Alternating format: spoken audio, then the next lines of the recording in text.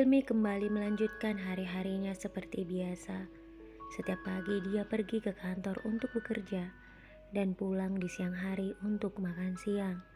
Setelah beristirahat dia kembali ke kantor dan pulang di sore hari. Pada malam hari, jika tidak ada acara bersama dengan teman-temannya di luar, maka Hilmi menghabiskan waktunya hanya di rumah. Terkadang Hilmi termenung memikirkan gadis yang ia temui itu. Gadis cantik, namun begitu penuh misteri.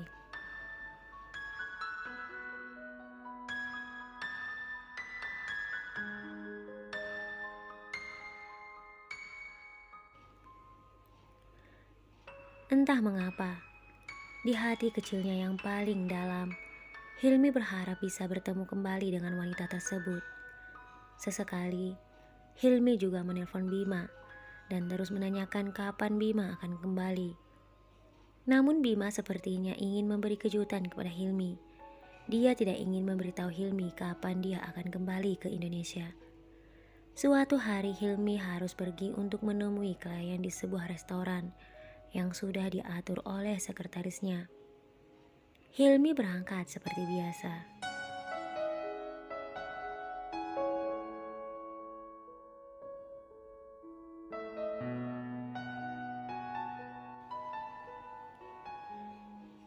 Namun entah bagaimana hal itu bisa terjadi. Kursi yang dipesan oleh sekretaris Hilmi telah ditempati oleh seorang wanita. Dan wanita itu tak lain adalah wanita yang membuat Hilmi tidak bisa tidur siang dan malam memikirkannya. "Kamu lagi?" kata wanita itu kepada Hilmi saat melihat Hilmi berdiri tepat di hadapannya. Hilmi pun mengatakan hal yang sama. "Kamu? Aku benar-benar tidak mengerti ya. Kenapa aku bisa bertemu denganmu lagi?" Sejenak wanita itu berpaling muka, lalu kembali melihat Hilmi.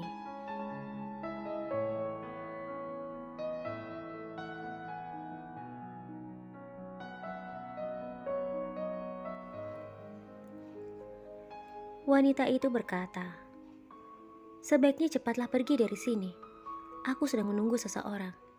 Jangan sampai kehadiranmu membuat perasaanku tidak enak dan akhirnya membuat hari-hariku berantakan." Hilmi lalu berkata, "Oh maaf, aku tidak bisa pergi karena meja ini sudah dipesan oleh sekretarisku dan aku pun telah membuat janji dengan seseorang di sini. Sebaiknya kamu saja yang pergi." Wanita itu kembali berkata, "Mana bisa begitu? Aku juga sudah membuat janji di meja ini."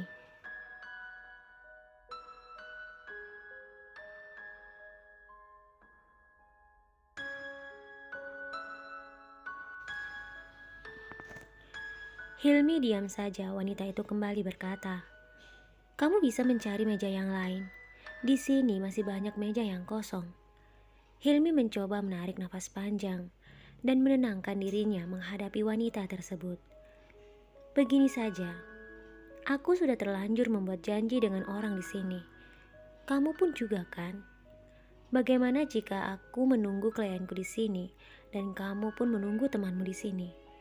Setelah kita bertemu dengan orang tersebut, barulah kita akan mencari meja yang lain."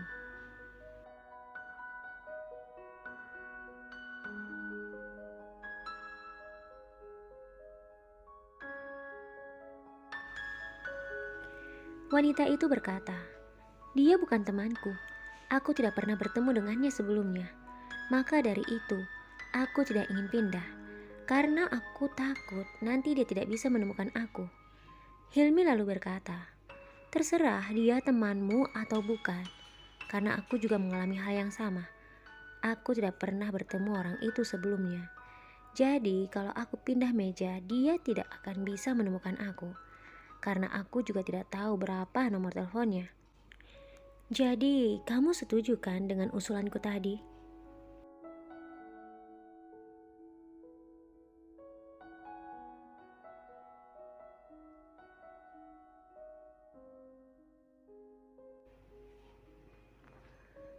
Wanita itu hanya diam saja, tak mengangguk, tak juga menjawab perkataan Hilmi. Dia kemudian kembali duduk dan berpaling muka. Hilmi pun duduk tepat di hadapan wanita tersebut. Keduanya tak saling bicara, dan keduanya terlihat gelisah menunggu dan sesekali melihat ke arah pintu, mengharapkan orang yang mereka tunggu segera datang. Sepertinya aku salah meja.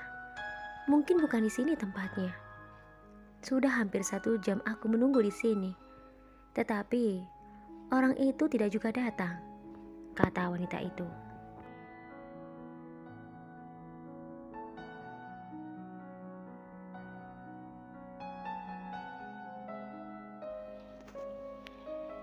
Hilmi pun mengatakan hal yang sama. Sepertinya aku juga mengalami hal yang sama denganmu. Wanita itu hanya terdiam. Tidak lama kemudian Hilmi berdiri. Kamu mau kemana? Kata wanita itu kepada Hilmi. Aku ingin menelpon sekretarisku. Sebenarnya meja nomor berapa yang dia maksud? Wanita itu kembali terdiam.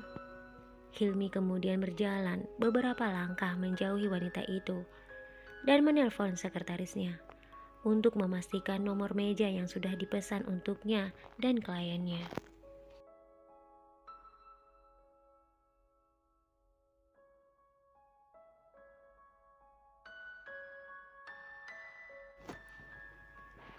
Setelah menanyakan hal itu kepada sekretarisnya, Hilmi terlihat kaget sambil menatap wanita yang sedang duduk di meja. Wanita yang selalu berdebat dengannya setiap kali bertemu.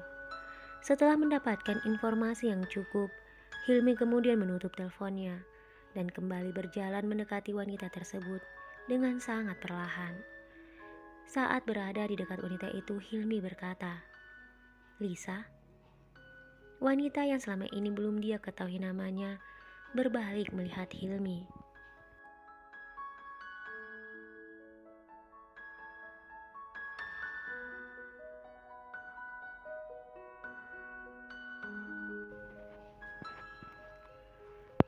Wanita itu berkata dengan sedikit heran, "Kamu? Bagaimana mungkin tahu namaku?"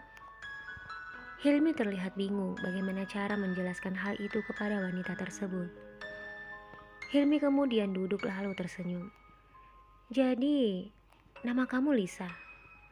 Dan sejak tadi, aku menunggu orang sudah duduk di depanku."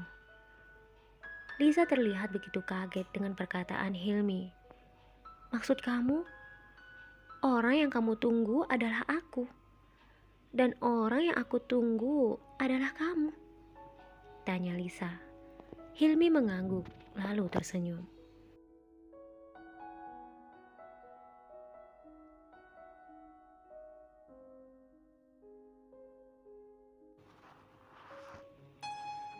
Lisa seakan tidak percaya dengan perkataan Hilmi.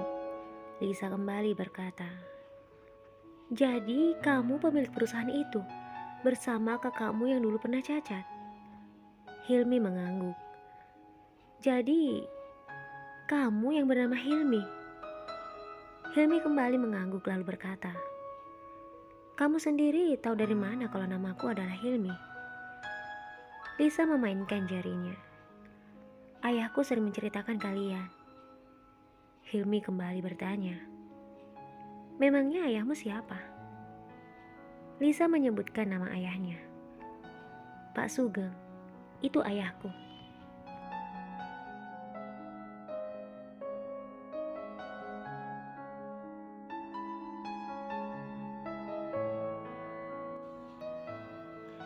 Kini Hilmi yang terlihat kaget. "Jadi kamu anaknya Pak Sugeng?"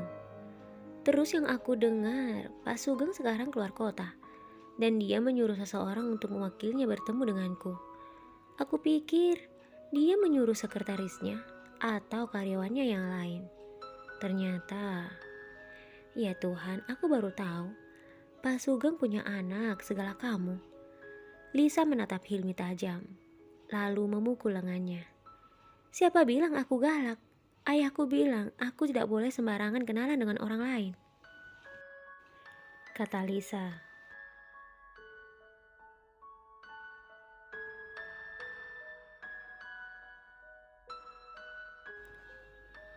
Hilmi berusaha menangkis tangan Lisa yang terus memukulnya. "Aku harus pintar menjaga diri, apalagi dari orang yang sok tampan seperti kamu. Hilmi membuat Lisa semakin kesal dengan berkata, "Aku tidak merasa sok tampan, karena kenyataannya aku memang tampan. Kakakku selalu berkata seperti itu." Lisa lalu mengejeknya, "Oh ya, aku rasa kakakmu mengatakan hal itu karena hanya ingin membuat kamu bahagia. Namanya kakak, pasti selalu ingin membuat adiknya bahagia."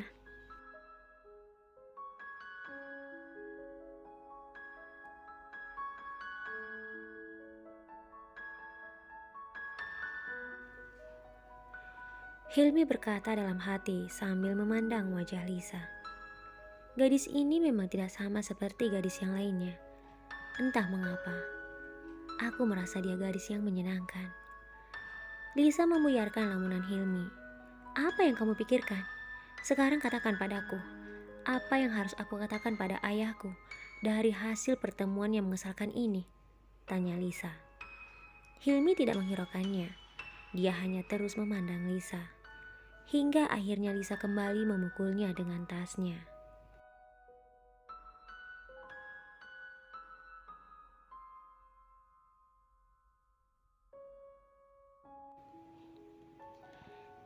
Hilmi begitu terkejut lalu berkata, "Katakan pada ayahmu, aku suka anak gadisnya."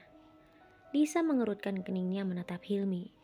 Hilmi kemudian tertawa, sehingga orang yang ada di sekitar tempat itu melihat ke arahnya. "Apakah kamu percaya dengan apa yang aku katakan?" Lisa membuang muka. Hilmi kembali berkata, "Katakan pada ayahmu, kerjasama ini akan aku bicarakan ketika ayahmu kembali. Karena aku tidak bisa membicarakan masalah pekerjaan dengan wanita galak sepertimu."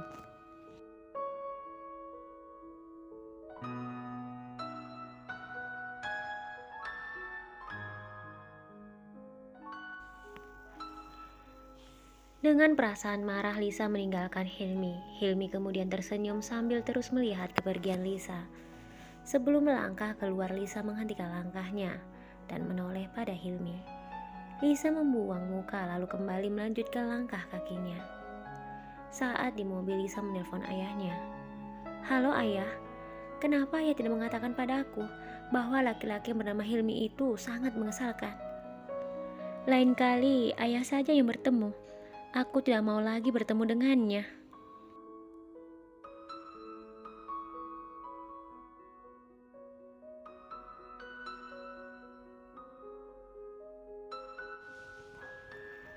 Ayah Lisa merasa kaget mendengar perkataan Lisa. "Apa yang terjadi, Nak? Apa yang Hilmi lakukan padamu? Setahu ayah, dia laki-laki yang baik dan sopan." Lisa semakin kaget mendengar perkataan ayahnya. Baik dan sopan? Baik dan sopan apanya, ayah? Dia bersikap seperti pria tampan dan terus mengatakan aku wanita galak.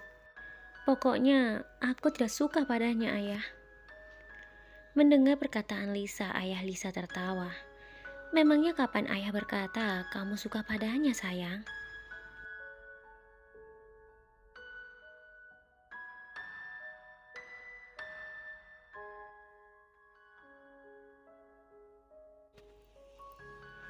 Lisa terlihat salah tingkah. Dia lalu berkata, "Bukan itu maksudku, ayah. Maksudku, aku tidak mau lagi bertemu dengan laki-laki yang bernama Hilmi itu." Ayah Lisa tersenyum. "Ya sudah, kalau memang seperti itu tidak apa-apa. Nanti biar ayah yang bertemu dengannya saat ayah pulang. Oh ya sayang, hati-hati dengan perasaan seperti itu. Biasanya, perasaan seperti itu bisa jadi perasaan cinta." Lisa semakin kesal karena kini ayahnya justru menggodanya. "Ayah?" Ayah Lisa tertawa.